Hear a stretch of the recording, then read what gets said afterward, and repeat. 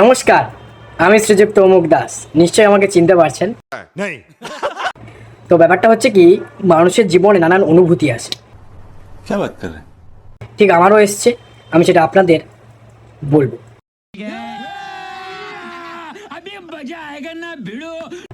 তো ব্যাপারটা হচ্ছে কি, আমি কলেজের একটা মেয়েকে খুব ভালোবাসি, সেই ফার্স্ট দিন থেকে, কিন্তু কোনো কিছু বলতে পারিনি। তারপর দিন চলে যায়।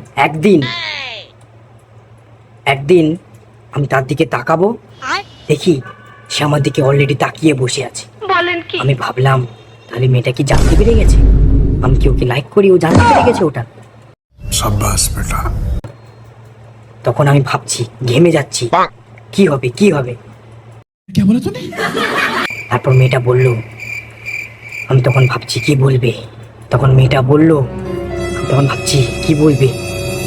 কি বললো জানেন? বলছে এমসিকিউ 3 নম্বর দাগের উত্তরটা। তখন আমি ভাবলাম, আজ তো পরীক্ষার হল,